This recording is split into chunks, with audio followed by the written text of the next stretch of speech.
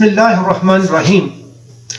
صرف ایک شخص جس کا نام عمران خان ہے، چیئرمین تحریک انصاف ہے، وہ سابقہ پرائم منسٹر آف پاکستان، صرف اس شخص کی وجہ سے پاکستان کی تمام تقریباً پولیٹیکل پارٹیز اور تمام وہ طاقتیں جو عمران خان کو دیکھنا نہیں چاہتی اب، اور وہ انٹرنیشنل قوتیں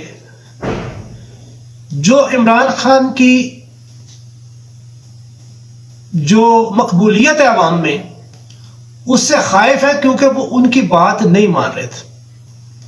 وہ صرف اور صرف اپنی عوام کی فلاح کے کام کر رہے تھے.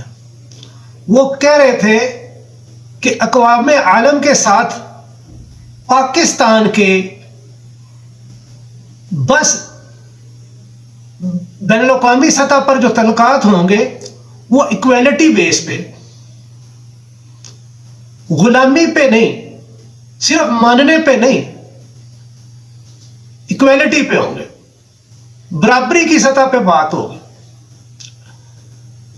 بلا شبہ معیشت کے حساب سے ہم ترقی پذیر ممالک میں شامل ہیں، اور جو ڈیولپ کنٹری ہیں جیسے امریکہ، جو اپنے آپ کو سپر پاور کہلاتے ہیں اور چاہتے ہیں کہ ہم پوری دنیا پہ حکمرانی کریں اور تمام ممالک کے جو سربراہان ہیں ہماری مرضی اور منشا پہ چلیں.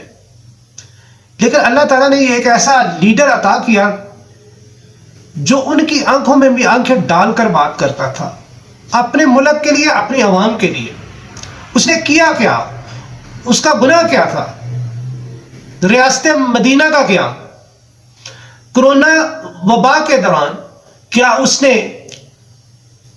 جو چولہے بند ہونا شروع ہو گئے تھے لوگوں کے گھروں، تو کیا اس نے وظائف نہیں دیے بہت ساری فیملیز کو؟ کیا اس نے کسانوں کے لیے کام نہیں کیا؟ کیا اس نے نوجوانوں کے قرضے نہیں دیے؟ کیا اس نے 1 کروڑ جابز کا کہا تھا کہ 1 کروڑ نوکریاں دوں گا؟ تو کیا اس نے انڈسٹریز کا جال اور یہ جو ہماری کنسٹرکشن انڈسٹری ہے یہ بڑھتی نہیں گئی؟ اور اس نے کہا 55 لاکھ جابز پیدا ہوئی 3.5 سال میں. اگر 5 سال پورے ہو جاتے تو بقول ان کے، اگر اس کو ٹائم پورا کرنے دیا جاتا تو وہ تقریباً 1 کروڑ کے قریب نوکریاں پیدا کرنے کے قابل ہو سکتا. 50 لاکھ گھروں کا اس نے وعدہ کیا تھا، وہ کچھ نہ کچھ کر کے دیتا. اسی 5 سالہ دور میں 2 سال کرونا کے بھی رہے. اس نے کتنا زبردست مینج کیا، لنگر خانے غریبوں کے لیے کھولے، وظائف دیے، نوجوانوں کو قرضے دیے، کسانوں کو قرضے دیے، ان کو بجلی سستی دی تاکہ پروڈکشن بڑھے، زراعت آگے بڑھے، ہمارے ایکسپورٹ بڑھے. کیا وہ کام نہیں اس نے کیے؟ بنیادی جتنے پبلک کی فلاح کے کام تھے اس کا نظریہ کیا تھا کہ جب تک پسے ہوئے طبقے کو اوپر والے طبقے کے ساتھ ملایا نہیں جاتا، پسے ہوئے طبقے کو اس قابل نہیں کر دیا جاتا، اس کے احساس محرومی دور نہیں کر دی جاتی، تو قوم ترقی نہیں کر سکتی. تو اس نے کر کے نہیں دکھایا. لنگر خانے کھولے، وظائف دیے،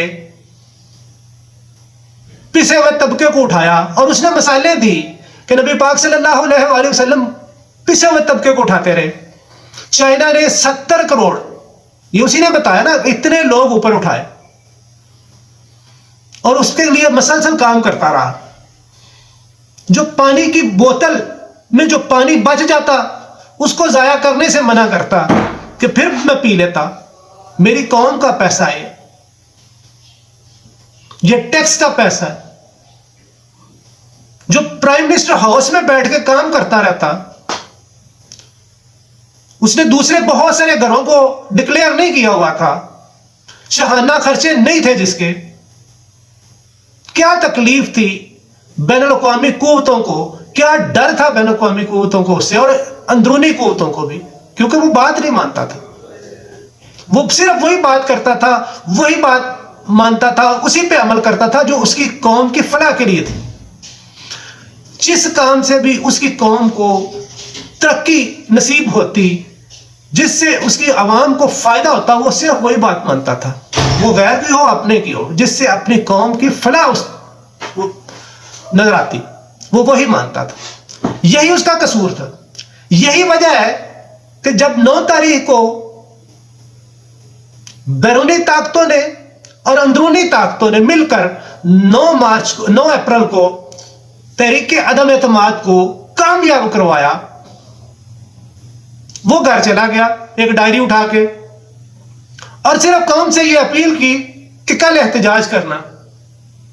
وہ تو گھر میں تھا, بنی گالہ میں تھا, پوری قوم سڑکوں پر تھی, احتجاج کر رہی تھی. اور اس نے خود کہا کہ مجھے بھی یہ یقین نہیں تھا کہ قوم اس طرح کسی لیڈر کی پذیرائی کرے گی. اس نے کہا ہمیشہ مٹھائیاں تقسیم کی جاتی ہیں وزیر اعظموں کے جانے پر. یہ پہلی دفعہ تاریخ میں, پاکستان کی تاریخ میں ہوا کہ جب اس کو فارغ کیا گیا تو قوم سڑکوں پر تھی. اب پھر وہ مسلسل کہہ رہے تھے کہ اس کو نااہل کیا جائے, اس کو گرفتار کیا جائے, کیونکہ ہم سڑکوں پہ عوام کے پاس نہیں جا سکتے, ہم الیکشن میں نہیں جا سکتے. اگر الیکشن کروانا ہے تو اس کو پہلے بند کیا جائے, اس کو گرفتار کیا جائے, اس کو نااہل کیا جائے, تب ہم عوام میں جائیں گے الیکشن کے لیے. ادروائز ہم اس کا مقابلہ نہیں کر سکتے. ہم چاہے 14 جماعتیں کی بجائے 50 جماعتیں بھی مل جائے, اس کا مقابلہ نہیں کر سکتے. اور پاکستان کے سارے ادارے بھی ہمیں مل جائیں تو اس کا مقابلہ نہیں کر. اس کی پاپولیرٹی اتنی ہے, اس پاپولیرٹی کا گراف تمام حدیں پار کر چکا ہے. اور یہ نہ صرف اندرونی طاقتور حلقوں کو بھی پتا ہے اور ان کو سیاستدانوں کو بھی پتا ہے, بلکہ بیرونی جتنی مقتدر طاقتیں ہیں بین الاقوامی جو ڈیسٹیبلائز پاکستان کو کر کے اپنے مفاد, ان کا تو یہ کام ہے. بین الاقوامی جتنی بھی طاقتیں ہوتی ہیں ان کا تو کام ہے کہ وہ دوسرے ملکوں کو کمزور کریں گے تو اپنے مقاصد حاصل کر سکیں گے. لیکن جو گلہ ہے وہ صرف اور صرف اپنے بندوں سے ہے, چاہے وہ سیاستدان ہے, چاہے وہ سیاستدانوں کے علاوہ وہ طاقتور حلقے ہیں جو پاکستان کو ڈیسٹیبلائز کرتے ہیں. جب عوام چاہتی ہے اس کو, جب قوم نے اس کو مان لیا اپنا لیڈر, تو تم کیوں اس کے راستے میں رکاوٹ بنتے ہو؟ کیا وجہ ہے کہ تم لوگ اس کو نہیں آنے دینا چاہتے؟ کیوں نہیں آنے دینا چاہتے؟ اور آپ بھی تو پاکستانی ہو, اور آپ بھی تو چاہتے ہو کہ پاکستان ترقی کرے. تو وہ تو نظر آ رہا ہے کہ وہ پاکستان کی ترقی کے لیے کام کر رہا تھا. 3 سال 8 ماہ کیا اس نے کرپشن کی؟ 50 سے زیادہ کیسز آپ لوگوں نے اس کے خلاف بنا دی. کوئی ایک بھی ایسا کیس ہے کہ جس پہ اس کو سزا دی جا سکے؟ کوئی ایک بھی نکلا؟ جب آپ لوگوں کو سب پتا ہے کہ کچھ نہیں اس نے کیا اور کوئی ایسا کیس نہیں ہے جو اس قابل ہو کہ اس پہ چلایا جائے, تو پھر کیا تکلیف ہے آپ لوگوں کو؟ کیوں عوام اور اس کے لیڈر کے درمیان آتے ہو؟ کیوں پاکستان کو پراسپر ہونے سے روک رہے ہو؟ کیا وجہ؟ کیا ہمیشہ عوام کو غریب ہی رکھنا ہے؟ اگر یہ غریب عوام اٹھ کھڑی ہوئی پھر آپ کا کیا حشر ہوگا؟ آپ اس لیول پہ نہ جاؤ. ہمیشہ آپ لوگوں نے عوام کے اس غصے کو روک لیا.